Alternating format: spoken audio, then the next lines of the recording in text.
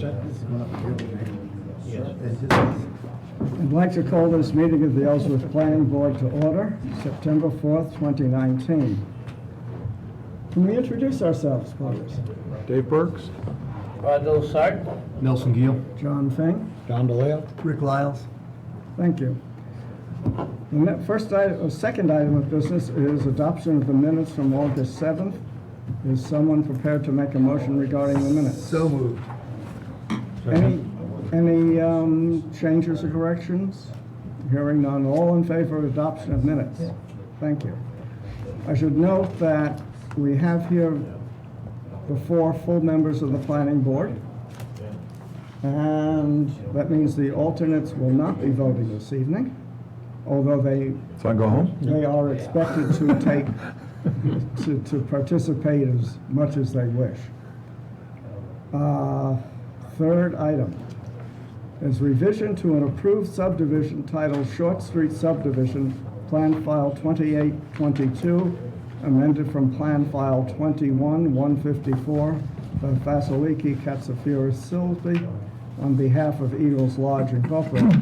The proposal is to adjust the property lines between lots 2, 3, and 4, tax map lot 2211, 129-13-1, and 129-13 respectively of the subdivision.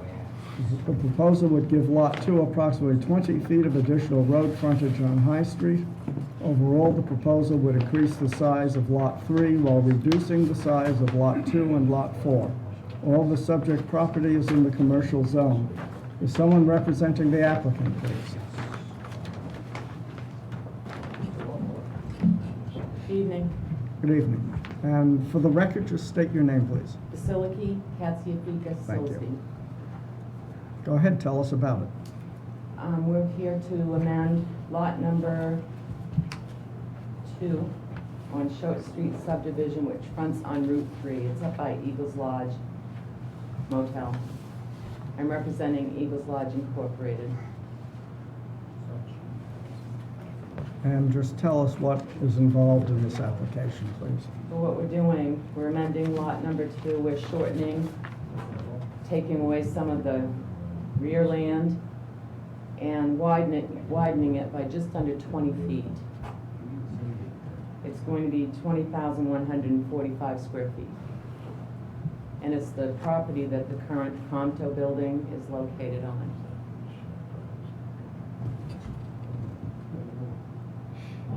Now, the lots from which the land is, I'm sorry, I can't hear you. the lots from which the land is being taken, are those, who owns those lots? Eagles Lodge Incorporated. Okay. So there's no problem with owners objecting to this? The abutters are fine with that. Good. Are there questions from the planning board? I'm just kind of curious, I mean, you're decreasing the size of the lot but adding more frontage. Is there a reason it needs more frontage? We have leased a small piece of land to Prompto for well over 20 years. They've approached us about purchasing the lot. Their request included an additional 20 feet of frontage so they could possibly put a driveway that would drive around to the back of the building. And we had no problem with that. It didn't interfere with our curb cut or interfere with the lot next to it. Okay. I was just curious why you're taking 20 feet from one and giving it to the other. So they just wanted it a little bit wider. Thank you.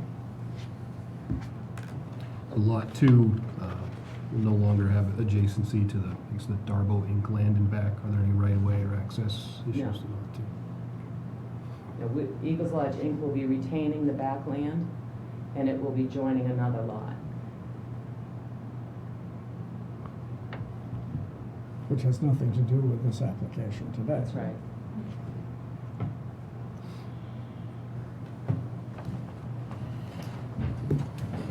This is a public hearing, and anyone may comment upon this matter. I ask that before you speak, you be recognized by the chair, and then go up to the podium and tell us what your concern or comment is. Does anyone wish to speak? What a surprise, there doesn't seem to be any members of the public here. What would the board like to do? This is a very, under the subdivision ordinance, when you have a change to an already approved subdivision, the review is restricted to those things that would be changed, in this case, lot lines. Nothing on the ground has changed, so there's nothing really for us to look at in that regard. Our concern is if the lots meet minimum lot size, essentially, and if there are no issues with road frontage or access. I guess I do have one question. Okay? A minor question. The new lot line goes through a log cabin. Yeah. How does that work? The log cabin belongs to Eagles Lodge Incorporated, Okay. and we will be moving the log cabin prior to the. That would do it. Okay. Is Yeah, I that, think is it that, should be in the notes, I hope. okay. Well, It it's could on- easily be in the small print. And it's also on the plan. Now, I noticed on another lot, just for curiosity purposes, I see the oyster bar is listed there. Just- Anybody else remember the oyster bar? Well, but we're looking at the plan as it was approved by the planning board all those years ago. I bet John DeLeo remembers the oyster I bar. think I've been there once or twice, working. Right. Me too. Anything else? Is someone prepared to make a motion regarding this matter? I'll make a motion that we approve do you want me to read this whole thing? He set a I would precedent where hope you can that, only. yes, I would hope that the minutes will include the verbiage from the agenda, so we don't have to read the whole thing again. Okay. I'll make a motion that we approve the revision to the subdivision titled Short Street subdivision. Is that sufficient? And that it meets the requirements of the subdivision. And it meets the requirements of the subdivision. Is there a second? So seconded, rather. Is there any discussion? In that case, all in favor, please? Thank you. You can go, unless you'd like to stay for the entertainment. Okay. We have Mylars, okay. Why don't you hand them over the desk there, or we might leave and forget it. Mylars for signing. Yes, 2002 paper. Yeah. So, just, yeah, before we leave, make sure we remember to do that. Good, Thanks. Thank you. Thank you. bye. Next item of business is final plan review for a major use site development and major subdivision entitled Buzzell Woods for Jeff Buzzell. The proposal is to build two 6-unit, 1-story apartment buildings with a total of 12 residential units, with each building 5,420 square feet in size, and two 2-unit storage buildings, a total of 4 storage units, with each building 576 square feet in size, all on 1.90 acre parcel at 17 Carriage Road, tax map 26, lot 1-3. The subject property is in the urban zone. Is someone representing the applicant, please? Stephen Salisbury and Jim Kaiser. Go ahead. We've been having conversations with the staff and have amended the application, gave them some additional details on the lighting plan, updated the narratives on the fire protection within the building, deleted reference to sprinklers as we're going to interior firewalls between the units.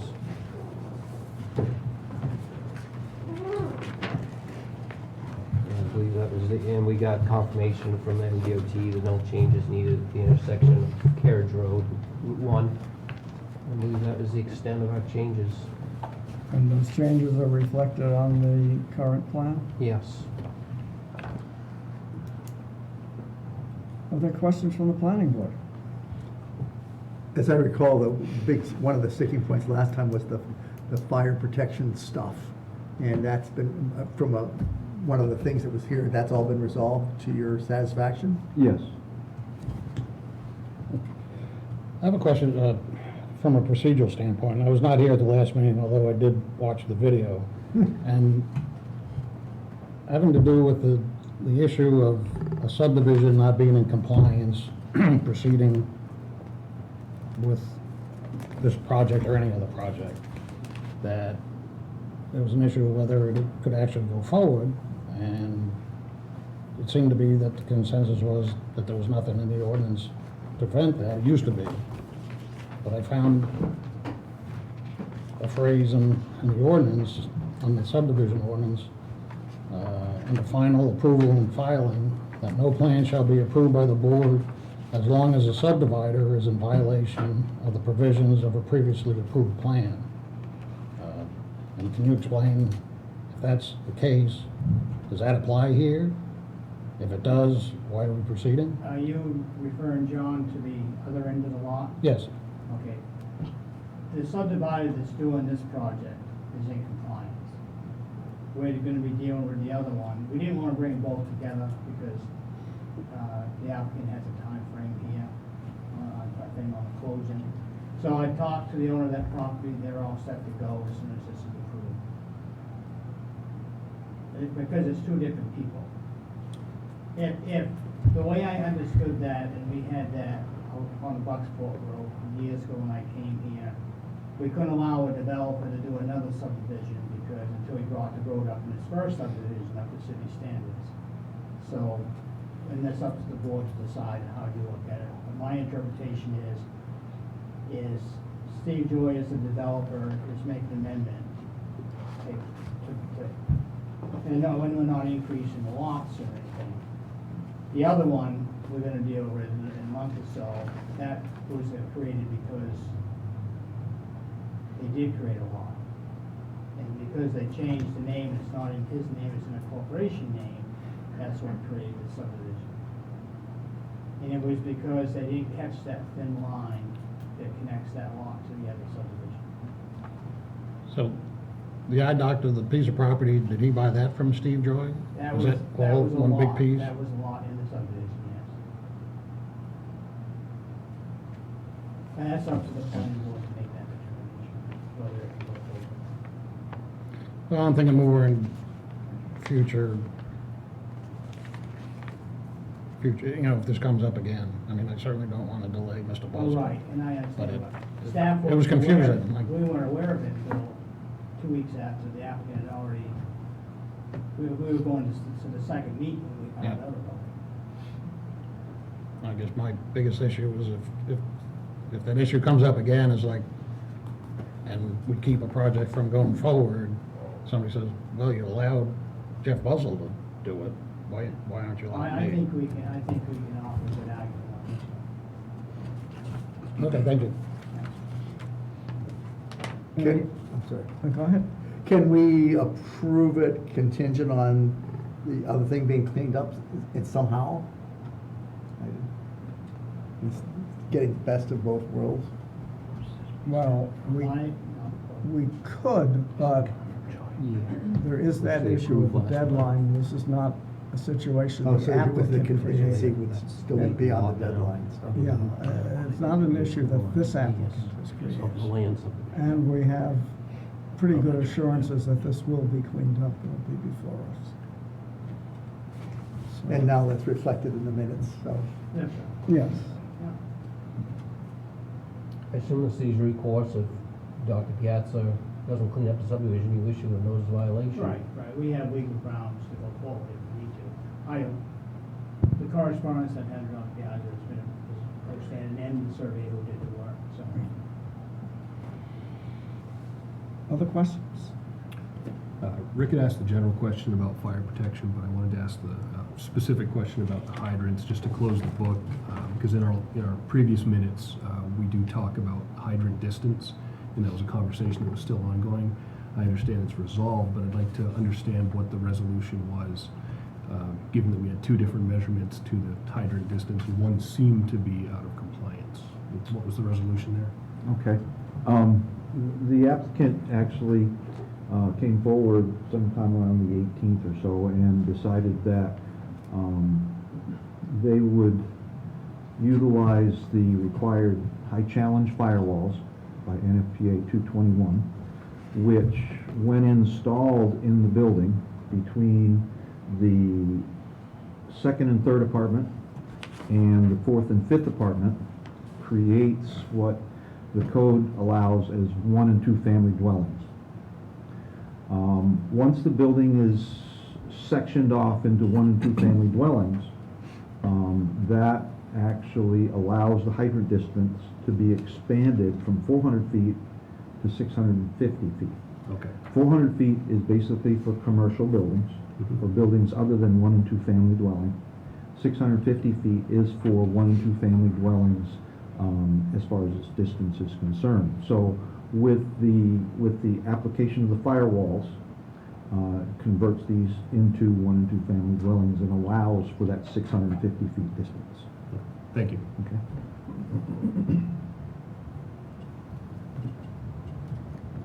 This is a public hearing. Does anyone wish to comment? Hearing none, I close the public hearing. What would the planning board like to do?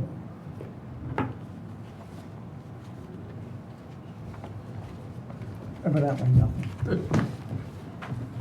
Make a motion Yes? to accept the final plan, or whatever the current, the appropriate language is for a major use site development, a major subdivision titled Buzzell Woods. And if the minutes would show all the rest, that'd be great. And if So, this is in that's my compliance- movement. What's that? This is in compliance with site development Yes. and subdivision. Yes. I'll second that. And any discussion? No? All in favor, please? And there are MyLars to sign. Now, next item of business is signing of MyLars and then adjournment. So why don't we do what we have done for the past Lord knows how long, and make a motion for adjournment and approve that with the adjournment happening after the MyLars are signed. So moved. Second? Second. All in favor of adjournment after the MyLars? Thank you. Okay.